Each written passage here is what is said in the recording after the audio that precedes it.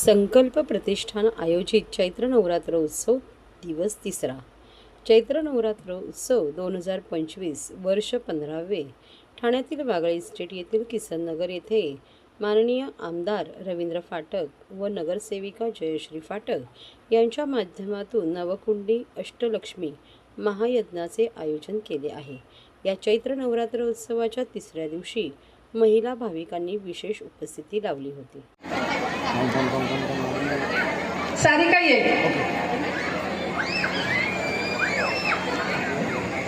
नवरात्र उत्सव साजरा केला जातो आणि हे 15 वर्ष आहे आणि 15 वर्ष साजरा करता आम्हाला कधी 15 वर्ष गेली समजली पण नाही. पण मला वाटतं चैत्र नवरात्राची ह्या दिवसाची इथले भाविक वाट बघत असतात आणि मोठ्या उत्साहाने इथे महिला भाग घेत असतात आणि महिलांची गर्दी तुम्ही बघितलं तर मला वाटतं हा कार्यक्रम चैत्र नवरात्र महिलाच साजरी करता असं मला वाटतंय.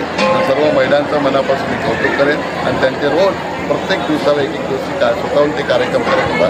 स्वतः सर्व महिला आपल्या घरातून बाहेर हा कार्यक्रम स्वतःचा कार्यक्रम आपला कार्यक्रम आहे. हा संकल्प प्रतिष्ठानचा म्हणजे आपण सदस्य म्हणून कार्यक्रम करतो आहे आणि हा फक्त आम्ही निमित्त आहे आणि या निमित्ताच्या माध्यमातून आम्ही एवढा मोठा उपक्रम चालू ठेवला आहे. तो कायमस्वरूपी चालू राहील अशी आम्ही प्रार्थना करतो आणि सर्व नागरिकांना एवं महाराष्ट्रामध्ये देशामध्ये सगळं हिंदू राज्य आहे आपल्या देशामध्ये जाऊन देशाचे पंतप्रधान नरेंद्र मोदीजी, महाराष्ट्राचे मुख्यमंत्री देवेंद्र फडणवीस असतील, आता आमचे नेते एकनाथ शिंदे साहेब असतील.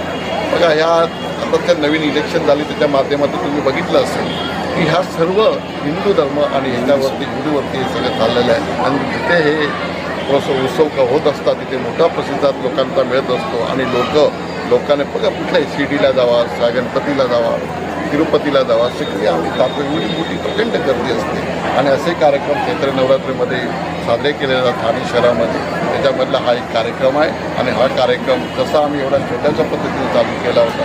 हे कार्यक्रम आम्ही संकल्प प्रतिष्ठानच्या माध्यमातून सगळेच कार्यक्रम आम्ही करत असतो. दहीहंडी उत्सव असेल, नवरात्र उत्सव असेल, गणपती उत्सव असेल, जे सण आहेत आपले हिंदू धर्माचे ते सर्व सण आपल्या संकल्प प्रतिष्ठानच्या माध्यमातून आम्ही साजरे करत त्याच मोठ्या पद्धतीने साजरे करत असतो. दरवर्षी या कार्यक्रमाचे तेच वाढत असतो आणि मोठा प्रतिसाद मिळत असतो म्हणून सर्व काही नागरिकांना आणि सर्व इथल्या भाविकांना मनापासून धन्यवाद. सर नवकुंडीची इच्छा असते प्रत्येकाने नवकुंडी यज्ञ केल्यानंतर त्याच्यासोबत दीक्षा फेऱ्या मारल्या पाहिजे ही आपली भावना आहे. बघा सगळ्याच देवी सगळ्यांनाच येत असते. माझ्यावर काही कार्यकर्ता एवढं मोठं उत्सव करू शकतो तर हे सगळं देवीची कृपा असेल असं आम्ही समजतो. तर प्रत्येकाला वाटतं प्रत्येकजण असा या माध्यमातून देवीची सेवा केली तर सगळ्यांना सगळे रवी फाटक किंवा सगळे शिंदेसाहेब बनू शकतो. शिंदेसाहेबांच्या माध्यमातून ठाणे शहरामध्ये सगळेच सण मोठ्या उत्साहाने साजरे केले तर त्याच्यामधला हा एक सण आहे आणि आम्ही सर्वच लोक शिंदेसाहेबांच्या नेतृत्वाखाली आमचे गुरुवारी धर्मवीर आनंद दिघे साहेबांच्या नेतृत्वाखाली हे सण चालू केले होते. ते सन्माननीय शिंदेसाहेबांच्या नेतृत्वात कायमस्वरूपी चालू ठेवतो आहे म्हणून ह्या सर्वांना ह्या प्रोत्साहनमधून इथं सर्व लोक घेत असतात. आपल्यासोबत महाराष्ट्रातील भगिनींना आधार देणारी राज्य शासनाची मुख्यमंत्री माझी लाडकी बहीण योजना. या योजनेअंतर्गत अल्प उत्पन्न गटातील 21 ते 65 वयोगटाच्या भगिनींना मिळणार दरमहा 1500 रुपयांची मदत. अर्ज करण्यासाठी 31 ऑगस्ट 2024 पर्यंत मुदतवाढ. कुटुंबाचं वार्षिक उत्पन्न 2.5 लाख रुपयांपेक्षा कमी असलेल्या महिला पात्र. कुटुंबाकडे पिवळं किंवा केसरी रेशन कार्ड असल्यास उत्पन्नाचा दाखला आवश्यक नाही. पांढरं रेशन कार्ड असेल किंवा रेशन कार्ड नसेल तर कुटुंबाचं वार्षिक उत्पन्न 2.5 लाखांपेक्षा कमी असल्याचा दाखला आवश्यक. योजनेसाठीचा ऑनलाईन अर्ज नारी शक्ती दूत ॲपवरून किंवा पोर्टलवर भरता येईल. ज्या भगिनींना ऑनलाईन अर्ज भरता येत नसेल त्यांच्यासाठी अंगणवाडी, ग्रामपंचायत, वॉर्ड ऑफिस, सेतू सुविधा केंद्रामध्ये किंवा आशाताई बचत गटाच्या CRP यांची मदत उपलब्ध. आता आपल्याला अभिमानानं म्हणता येईल सुखी आणि सुरक्षित आहे माझी लाडकी बहीण.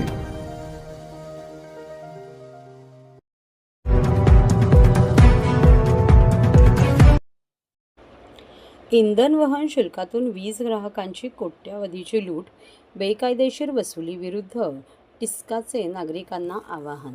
संपूर्ण भारतात कुठेही इंधन वहन दर आकारला जात नसताना महाराष्ट्रात मात्र वीज वितरण कंपनी बेकायदेशीरपणे किरकोळ वीज ग्राहकांकडून प्रति युनिट ₹1 73 पैशांची वसुली करत असून हा जिझिया कर त्वरित रद्द करावा अशी मागणी ठाणे स्मॉल स्केल इंडस्ट्रीयल असोसिएशनने केली आहे. राज्यात 3.5 कोटी वीज ग्राहक आहेत. या सर्व ग्राहकांकडून दिवसाला 30 कोटी इतकी बेकायदेशीर वसुली केली जात असून या इंधन वहन दराच्या विरोधात मागील 4 वर्ष टिस्सा न्यायालयाने तसेच वीज नियामक मंडळाकडे दाद मागत आहे, परंतु त्यांना यश आले नाही. त्यामुळे त्यांनी जनतेच्या न्यायालयात दाद मागितली आहे. वीज वितरण कंपनी स्वतः वीज निर्मिती करून ती ग्राहकापर्यंत पोहोचवत आहे. त्यामुळे इंधन वहन दराची आकारणी ग्राहकांवर करणे बेकायदेशीर असल्याचे टिसाचे सचिव भावेश मारू यांनी सांगितले. मागील 4 वर्ष या बेकायदेशीर लुटीच्या विरोधात लढा देत असलेले निनाद भट म्हणाले की देशात कुठेही इंधन वहन दर आकारला जात नाही. ज्या वीज वितरण कंपन्या दुसऱ्यांकडून वीज विकत घेतात त्यांना हा दर आकारण्याचा अधिकार आहे, परंतु राज्यातील वीज ही वीज वितरण कंपनी निर्माण करून तीच ग्राहकांना वीज वितरण करत असल्याने हे दर चुकीचे आहेत. माझे नाव भावेश मारू, मानस सचिव, ठाणा स्मॉल स्केल इंडस्ट्रीज असोसिएशन. ठाण्यातली ही 50 वर्ष जुनी संस्था आहे आणि यावर्षी आमचा 50वा वर्ष आगमन आहे. काय सुवर्ण वर्ष. काय विषय आहे आजचा हा विषय आहे जो बिलिंग चार्जेस बद्दल आहे, जे गैरकायदेशीर चार्ज होत आहे आपल्या कंझ्युमर कडनं. सामान्य ॲज वेल एज इंडस्ट्रीज, कमर्शियल कोणीही असो, अख्ख्या महाराष्ट्रात सर्वांच्या लाईटीच्या बिलमध्ये बिलिंग चार्जेस म्हणून हा कर आकारला जातोय, जे गैरकायदेशीर आहे. आणि भारतात फक्त आणि फक्त महाराष्ट्र या स्टेटमध्ये हा बिलिंग चार्ज म्हणून चार्ज लावला जात आहे. व्हिलिंग चार्ज घेतला जात आहे आणि ते व्हिलिंग चार्ज म्हणजे असं असतं, ओपन ॲक्सेस कस्टमर्सकडनंच फक्त घेतलं जातं. म्हणजे आपण जर आता ठाण्यात आहोत तर ठाण्यामध्ये महावितरण तर्फे सगळं नेटवर्क दिलं गेलेलं आहे.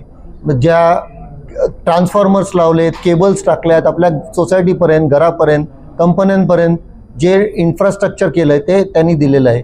यदा कदाचित आपण जर दुसऱ्या कोणाकडनं तरी घ्यायचं ठरवलं, आपण जर टाटाकडनं किंवा अदानीकडनं पॉवर घ्यायची ठरवली आणि ती जर त्यांचं नेटवर्क वापरलं तरच व्हिलिंग चार्ज लावता येतं. तरी पण सरसकट सगळ्यांना जे महावितरणच सप्लाय करतंय ते पण व्हिलिंग चार्ज लावतायत. साधारण आपलं घरगुती जे कस्टमर आहेत त्यांच्याकडनं ₹1.17 पर युनिट घेतलं जात आहे. सर, ग्राहकांची फसवणूक करून पैसे घेतले जात आहेत का, काय वाटतं आपल्याला? हे कायदेशीररित्या अयोग्य आहे एवढंच आमचं म्हणणं आहे की त्यांना तशी परमिशन मिळालेली नाही आहे. तर नागरिकांना काय आव्हान असेल, अशा प्रकारे गेले काही वर्षांपासून हे बिलिंग चार्जेस वसूल केले जातात? नागरिकांना मी एवढंच हे करतो की आपल्याकडनं हे चुकीच्या पद्धतीने घेतले जात आहेत, तर ते चुकीच्या पद्धतीने न घेता आम्हाला त्या महावितरण संस्थेनी अगदी स्पष्टपणे सांगावं की आपलं एवढ्या प्रकारचं युनिटचे चार्ज आहेत आणि तेवढे त्यांनी घ्यावे, त्याच्या व्यतिरिक्त त्यांनी घेऊ नये, कारण त्यांना तशी परमिशन नाही दिली गेलेली. सर, हे बिलिंग चार्ज थांबवण्यासाठी काय केलं जाऊ शकतं? त्याच्यासाठी आम्ही 2021 साली कोर्टात गेलेलो आहोत. आम्ही कोर्टामध्ये एक पिटिशन दाखल केलं गेलेलं आहे.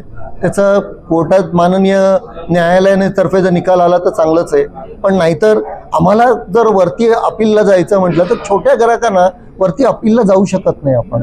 हा त्याच्यातलं दुर्दैव, म्हणजे आम गिराईक जाऊ शकत नाही. तर आमचं आव्हान आहे या सगळ्या संस्थांना की त्यांनी काही चार्जेस लावू नये आणि ते आमच्याकडनं गैररित्या वसूल करून घेऊ नये. तर या संदर्भात आपण ऊर्जा खात्याशी, ऊर्जा मंत्र्यांची काय भेट घेतलेली आहे, बोलणं झालेलं आहे? आम्ही सर्वांशी पत्रव्यवहार केलेला आहे. 2021 पासून आमचे पत्रव्यवहार चालू आहेत, पण त्याच्या आम्हाला काही समाधानकारक उत्तर मिळालं नाहीये आणि त्याच्यातनं हे चार्जेस कमी केले गेलेले नाहीये. हे चार्जेस थांबवण्यासाठी शेवटचा पर्याय काय ठरू शकतो? न्यायालयाचंच आहे किंवा आम जनतेने कसं हे करावं त्याची जनतेने ठरवावं.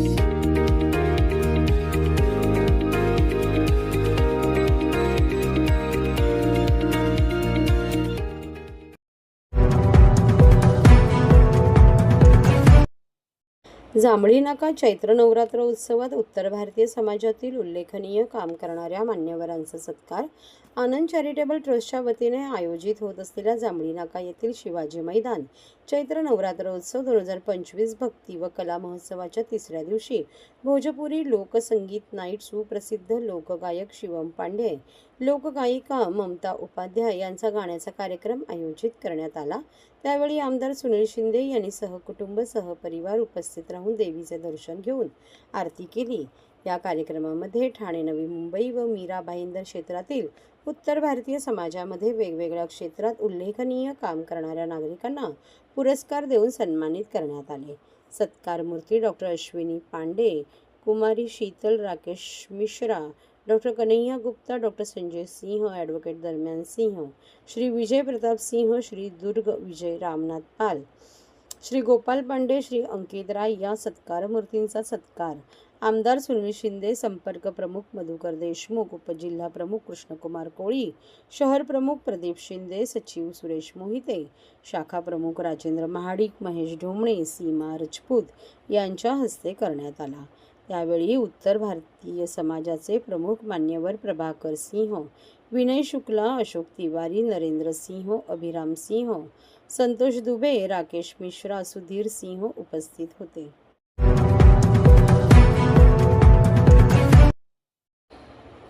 रेडी रेकनरची छुपी दरवाढ, ठाण्यात घर खरेदी महागणार। राज्य सरकारने नवीन रेडी रेकनर दर 7.72% वाढवला असला तरी प्रत्यक्षात मात्र तो 20% इतका असल्याने ठाण्यात घर खरेदी करणे सर्वसामान्य नागरिकांना परवडणार नाही। परिणामी ठाण्याच्या रिअल इस्टेट उद्योगधंद्यात मंदी येण्याची भीती व्यक्त केली जात आहे। ठाणे MCHIने दिलेल्या माहितीनुसार ठाण्यातील जमिनीचा भाव 10%, तर रहिवासी सदनिकांचा भाव 20% महागला आहे। सध्या ठाण्यामध्ये कमीत कमी परवडणारे घर 40 ते 50 लाखांच्या घरात आहे। हेच घर आता घ्यायचे असल्यास ग्राहकाला 60 लाख रुपये मोजावे लागणार आहेत। त्यामुळे पाडव्यापर्यंत ठाण्यात जो घर खरेदीचा मूड होता तो आता कमी होण्याची शक्यता असून त्याचा फटका नवीन गृह प्रकल्पांना बसण्याची भीती विकासकांनी व्यक्त केली आहे। करोनानंतर ठाण्यात घर खरेदीचा कल जास्त वाढला। ठाणे शहरात एका 1 BHKची किंमत कोटीच्या घरात पोहोचली आहे।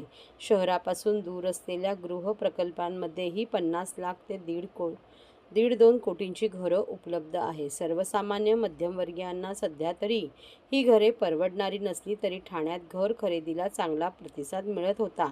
पण आता नवीन रेडी रेकनरमुळे केवळ ग्राहकांनाच नव्हे तर विकासकांनाही झळ पोहोचणार असून ठाण्याच्या रिअल इस्टेट उद्योगावर मंदीचे सावट निर्माण झाले आहे।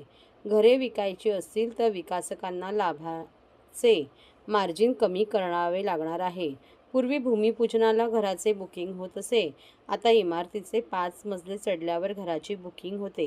हा काळ आता आणखी वाढणार असून संपूर्ण इमारत तयार होईपर्यंत विकासकाला ग्राहकांची प्रतीक्षा करावी लागेल, अशी माहिती ठाणे क्रेडाई MCHIचे अध्यक्ष जितेंद्र मेहता यांनी दिली।